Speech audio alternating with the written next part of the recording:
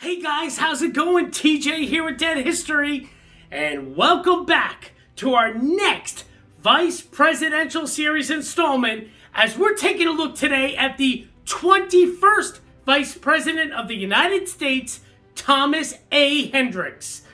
We got some really cool things to tell you about ThomasAHendricks, but first, before we get into our 21st Vice President, what I need you guys to do is hit subscribe down below, give us a like and a thumbs up, leave all those comments and questions. We love those comments and questions. And of course, hit that little notification bell so you can be notified when we do release a new video. And of course, if Henry was standing here with me, he would tell you that is every single week. That's right.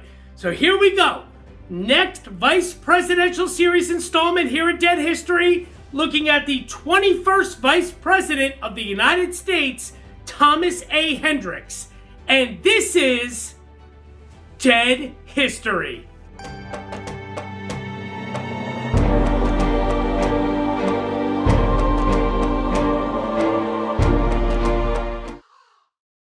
Hey guys, TJ back with you here with Dead History. Yeah, and the man right behind me, that's the 21st Vice President of the United States, ThomasAHendricks. Some pretty interesting things to tell you about ThomasAHendricks. Of course, he was the Vice President during the first term under Grover Cleveland. That's right, New Jersey native Grover Cleveland. He was his Vice President during Cleveland's first term in office. We're going to get into all that, tell you all about it. ThomasAHendricks also was the very first Democratic governor of the state of Indiana. Yeah, we're going to tell you all about it. He's actually buried in Indianapolis, Indiana. We're going to get into all that. He also, ThomasAHendricks, interestingly enough, he actually was probably on the wrong side of a vote and several votes regarding Reconstruction. Yep, we're going to get into all of it. We're going to tell you about his vice presidency, his legacy, of course his death, because that's what we do here at Dead History, and his grave site in Indianapolis, Indiana. So here we go. You did the likes, you did the subscribes, did the comments and questions, hopefully. You did it all. Notification bell, all of it. Hey, if Henry was here, he would tell you, you now got to go get the potato chips, the soda, the snacks, the gummy bears, the pretzels, all of it. Go get your snacks. Go get your refreshments. Because here we go. Our next Vice Presidential Series installment, taking a look at the 21st Vice President, ThomasAHendricks, here at Dead History. Sit back, relax, and enjoy. Hey guys, welcome.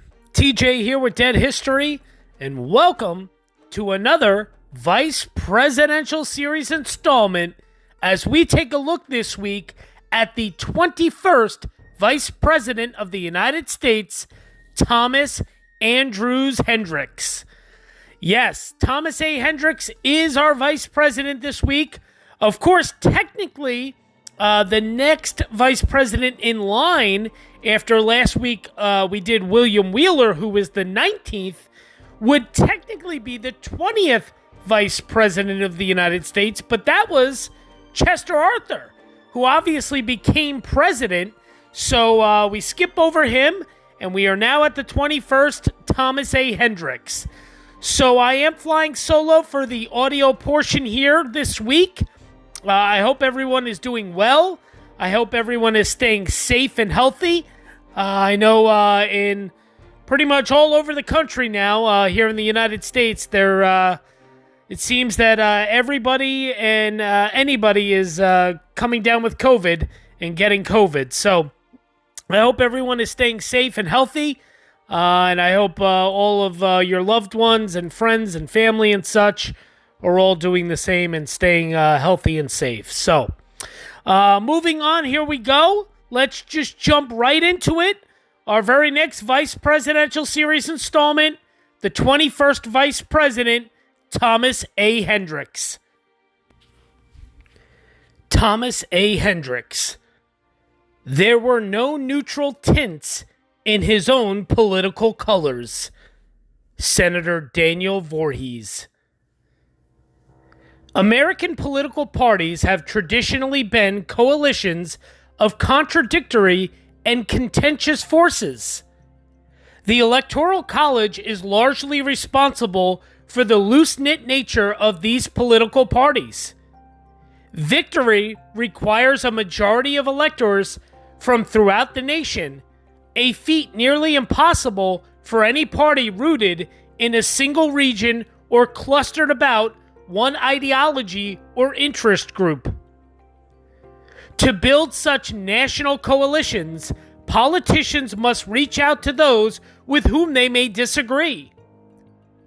The Democratic Party emerged from Thomas Jefferson's defense of the yeoman farmer against Alexander Hamilton's efforts to use the government to promote American industry and finance. Yet, to build a national party, Jefferson needed to embrace New York's Tammany Hall, which represented urban interests. Nearly a century later, Indiana's ThomasAHendricks confronted that same split.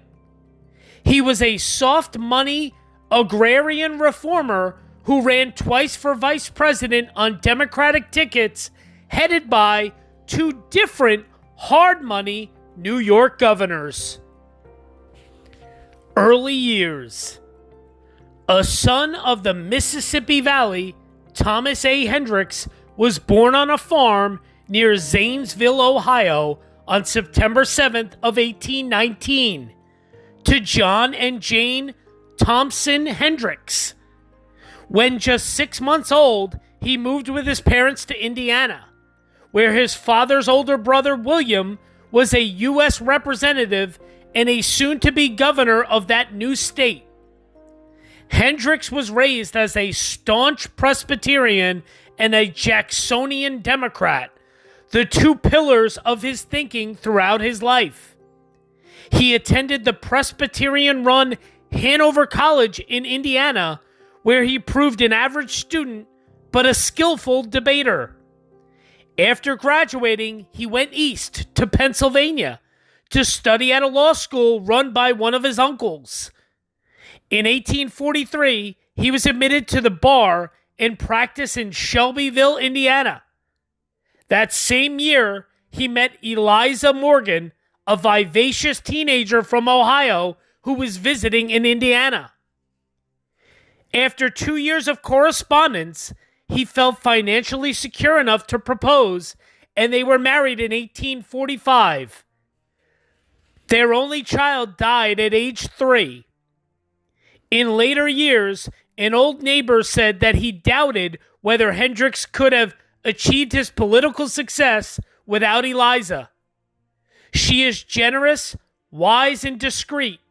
The man born to get on in the world always marries that kind of woman, it appears. Slavery and politics. Always ambitious, ThomasAHendricks plunged into politics.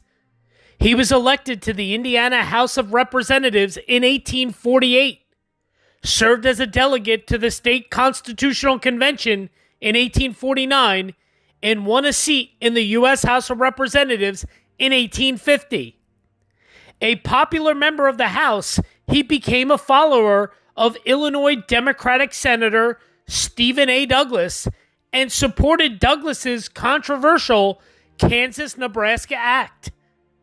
That statute repealed the Missouri Compromise and permitted residents of the territories to determine whether or not to permit slavery, a concept known as popular sovereignty.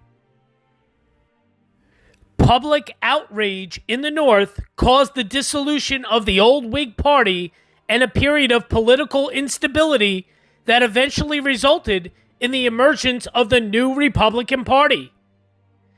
ThomasAHendricks believed his vote for the Kansas-Nebraska Act reflected the sentiments of his constituents, although it was later cited as the cause of his defeat for re-election in 1854.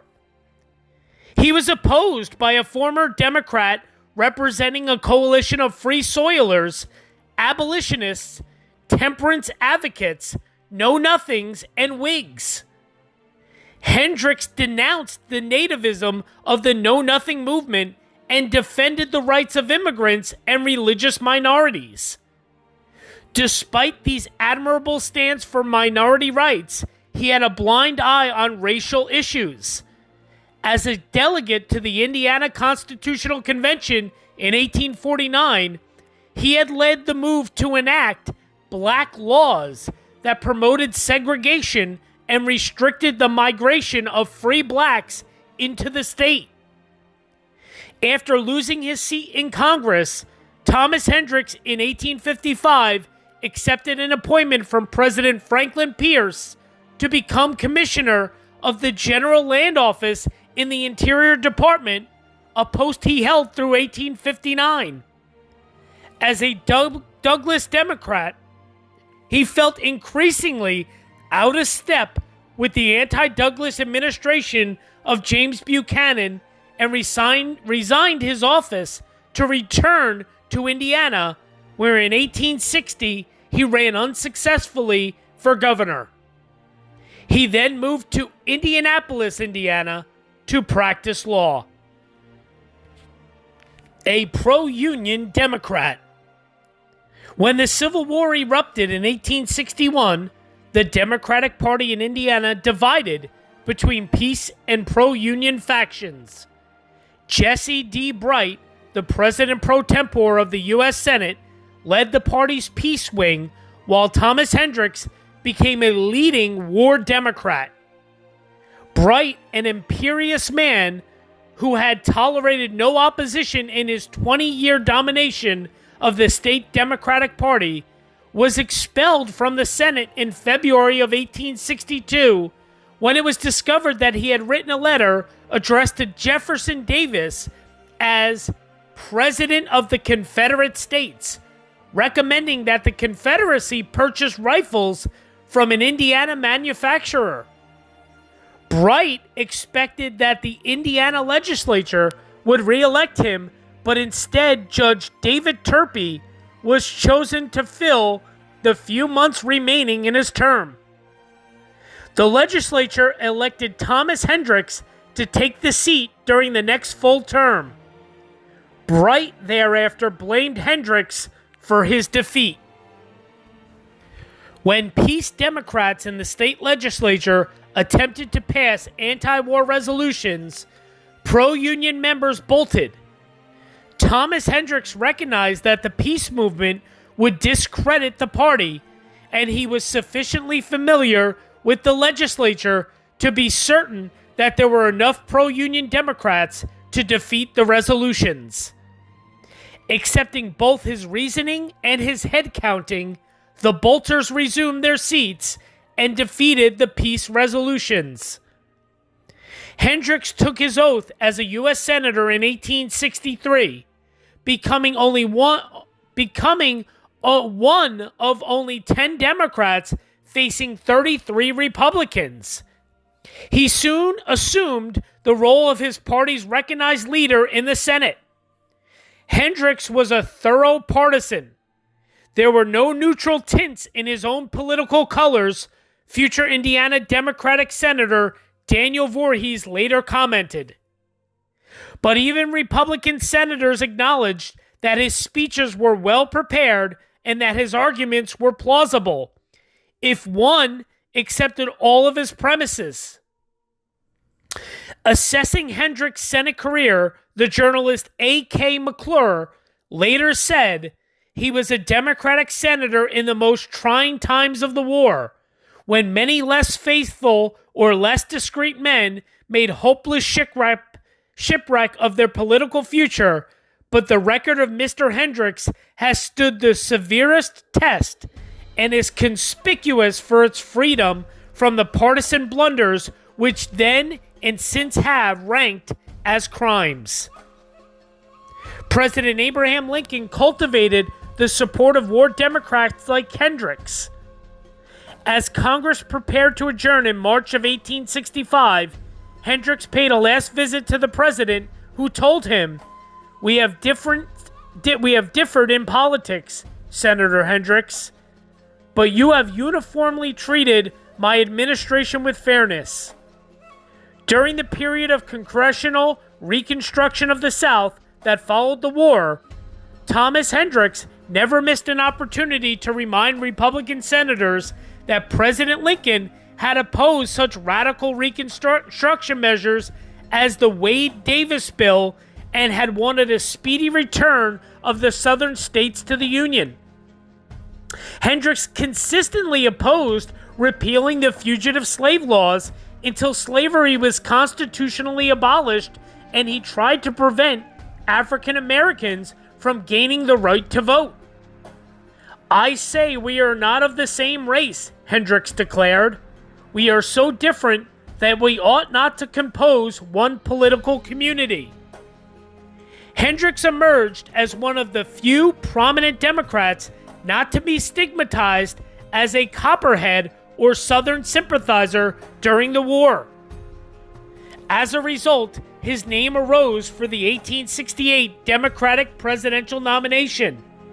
He lost the nomination to New York Governor Horatio SEYMOUR, but went back to Indiana, where he was nominated to run for governor. In the fall, both SEYMOUR and Hendricks were defeated. Hendricks returned to his law practice and bided his time for a revival of Democratic fortunes. Looking toward the 1872 presidential election, former Iowa Senator A.C. Dodge recommended Hendricks as a worthy, able, and excellent man. He believed that there was strong support throughout the Midwest for the Indianan, I believe it is, although he doubted that Hendricks would run well in the East.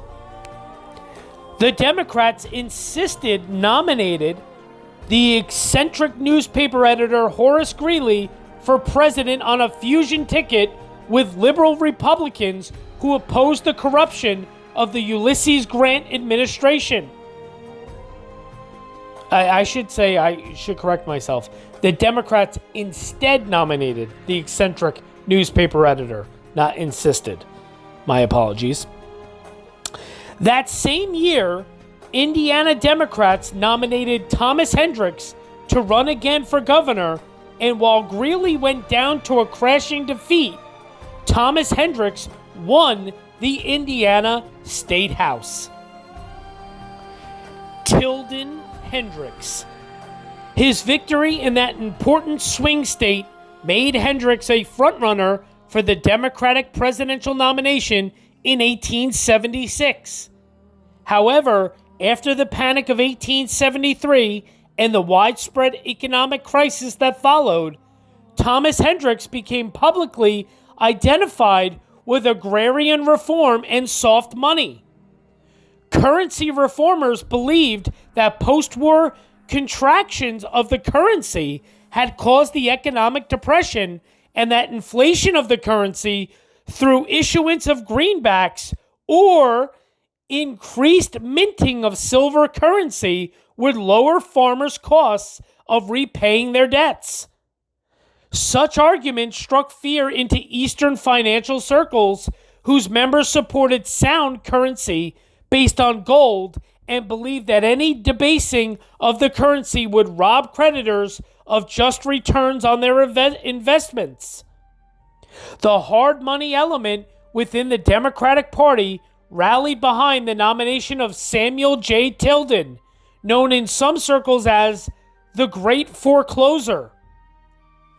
To balance Tilden, the party nominated the soft money ThomasAHendricks for vice president.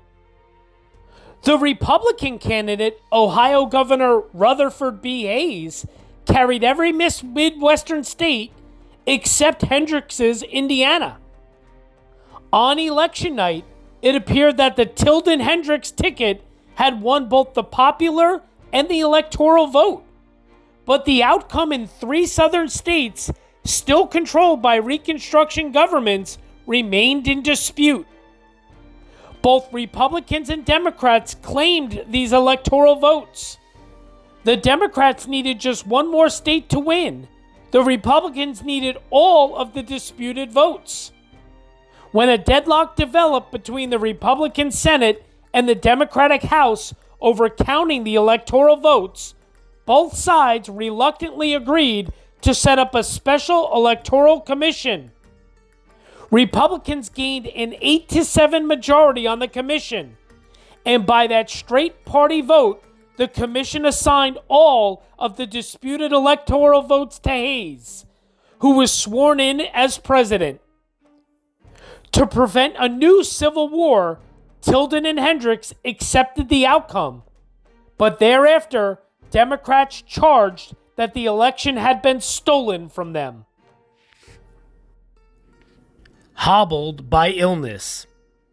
After the electoral disappointment, ThomasAHendricks and his wife consoled themselves with a long journey through Europe. He returned to his law practice and continued to speak out on the issues of the day. Hoosiers were a speech-loving people, as one of Hendricks's biographers noted, and large crowds always showed up for his orations. In 1880, Indiana once again boosted Hendricks for president, but while he was vacationing at Hot Springs, Arkansas, ThomasAHendricks suffered a stroke. 2 years later, he developed a lameness in one foot, a result, claimed the journalist Ben "PERLEY" POORE of Hendricks's frequent public speaking engagements. While speaking, he was in the habit of bending forward on the tip of his right foot, resting the entire weight upon it. From the pressure of his right shoe, a swelling arose on one of his toes. In 24 hours, erysipelas, an acute skin inflammation, developed, and it was only after an illness of 6 months that he recovered. But he always afterwards was somewhat lame, especially when he was fatigued. As the 1884 election approached, Samuel Tilden, who had also suffered a paralytic stroke, mentioned to a newspaper reporter that his old running mate ThomasAHendricks wanted a reprise of the 1876 ticket of Tilden and Hendricks. And I do not wonder, considering my weakness. Tilden announced his withdrawal from the race, which left the Democratic nomination wide open. No one doubted that Hendricks was available for the nomination in 1884, but his constant availability in every presidential election since 1868 had devalued his candidacy. The party looked for a new face to unite them and lead them to victory after so many years in the minority. Hendricks was dismissed as a man of inordinate ambition.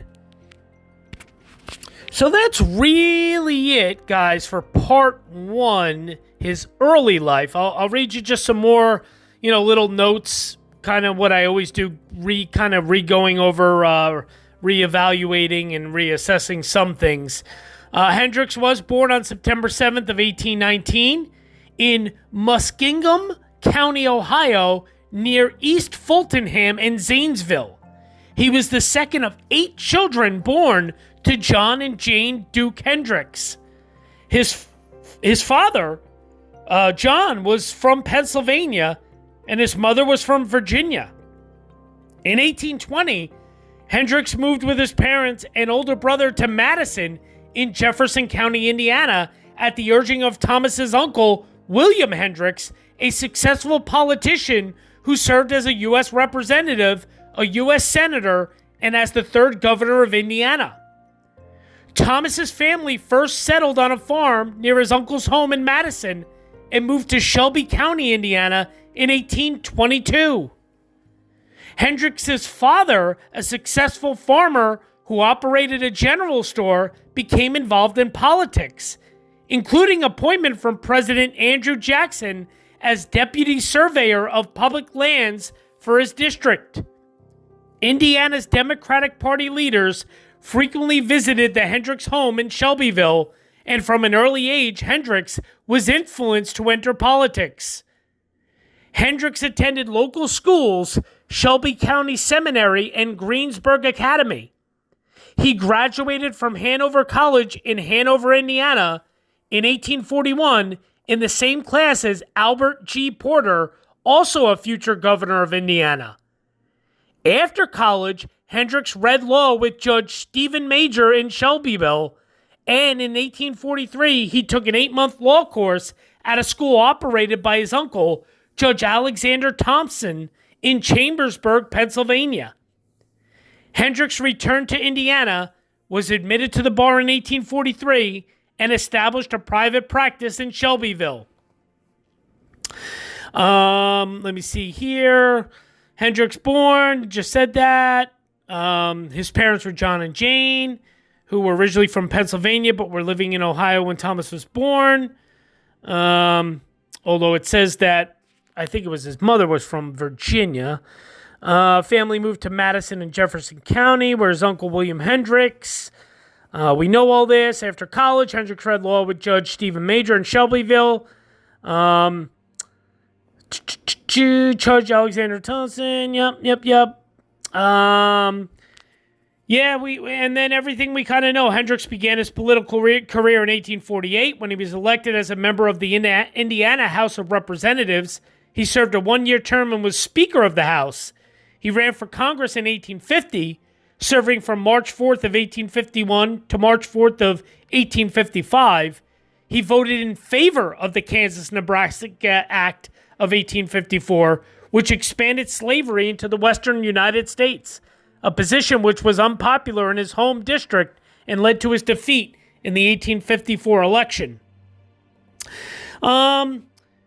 And then, of course, he was Indiana legislature and Constitutional Convention, U.S. Congressman, Land Office Commissioner under Franklin Pierce, had appointed him as Commissioner of the General Land Office in Washington. We know all that. Then he was, of course, a candidate for the Indiana governorship. His law practice, in addition to his years of service in various political offices in Indiana and Washington, Hendricks maintained an active law practice, which he first established in Shelbyville in 1843, and he continued after his relocation to Indianapolis. Hendricks and Oscar B. Hord established a law firm in 1862, where Hendricks practiced under the Indiana General Assembly, elected him to represent Indiana in the U.S. Senate in 1863. The law practice was renamed Hendricks, Hord, and Hendricks in 1866 after Abram W. Hendricks joined the firm. In 1873, it was renamed Baker, Hord, and Hendricks after Conrad Baker, the outgoing governor of Indiana, joined the firm, and Hendricks succeeded him as governor. In 1888, the firm passed to Baker's son, who partnered with Edward Daniels, and it became known as Baker and Daniels, which grew into one of the state's leading law firms. Interesting stuff. Then, he was governor of Indiana. We know that, leading up to his vice presidency. First he was a U.S. senator. We know all that. Then he was governor of Indiana, leading up to the vice presidency. ThomasAHendricks married ELIZA Carol Morgan of North Bend, Ohio on September 26 of 1845 after a 2-year courtship. The couple met when ELIZA was visiting her married sister, Mrs. Daniel West, in Shelbyville. The couple's only child, a son named Morgan, was born on January 16th of 1848 and died in 1851 at the age of 3.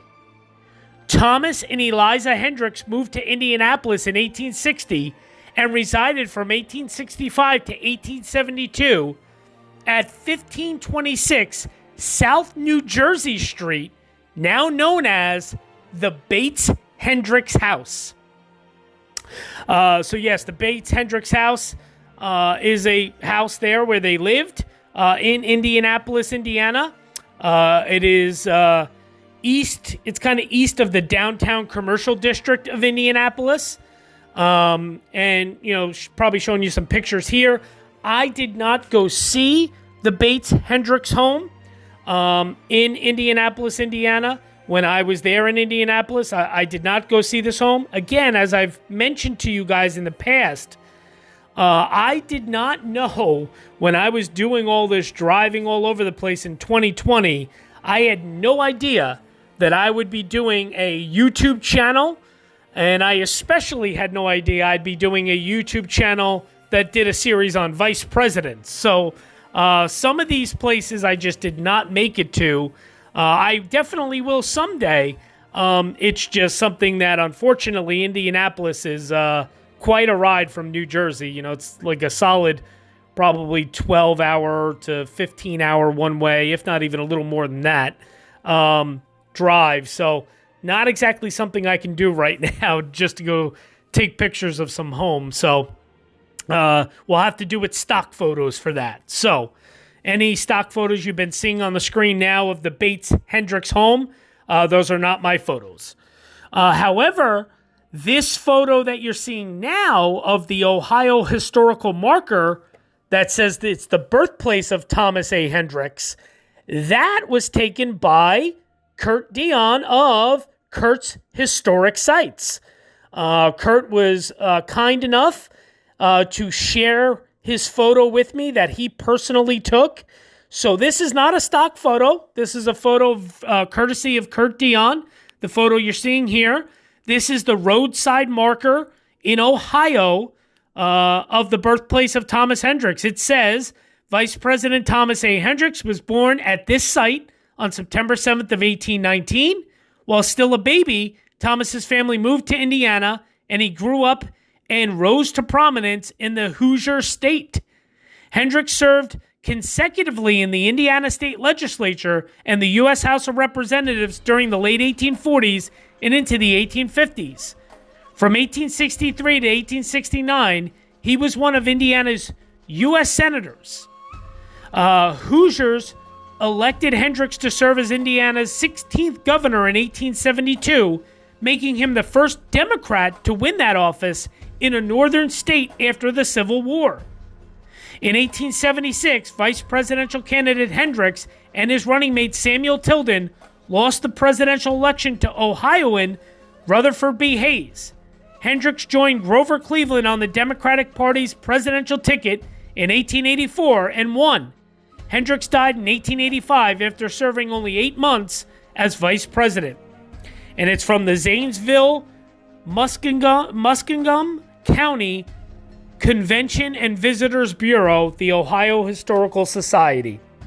Of course, we're going to get into all those facts about the vice presidency and his death tomorrow in part 2. But this roadside sign, that is from Kurt Dion of Kurt'sHistoricSites.com. So, very cool. Thank you, Kurt. Appreciate it very much. And any other pictures you see, you'll probably see some other stock photos of that historical birthplace roadside sign. Any of those other ones that you see that I've used, those are stock photos I found online. Those are not Kurt's photos, and they are not my photos. I have not actually seen this sign in person, only in photos. But this one you're seeing now is Kurt's personal photo. So, there you go, guys. There's part 1 of our 21st Vice President of the United States, ThomasAHendricks. A Hoosier, indeed. Born in Ohio, but pretty much a year later, moved to Indiana and lived in Indiana for the remainder of his entire life. So definitely a Hoosier through and through. So there you go. I hope you enjoyed this part 1, looking at the early life and political career and rise of ThomasAHendricks. And stay tuned tomorrow for part 2, as we're going to take a look at his vice presidency, his legacy, and of course, his untimely death, and then his gravesite there in Indianapolis, Indiana. So stay tuned for all of that. I hope you enjoyed this. Thank you so much for all the support. Thank you for all you guys do. You're the best. And I look forward to part 2 tomorrow. Make sure to leave those comments and questions. We love it. And keep doing all you do. We really appreciate it. And we will see you tomorrow for part 2. Bye, guys.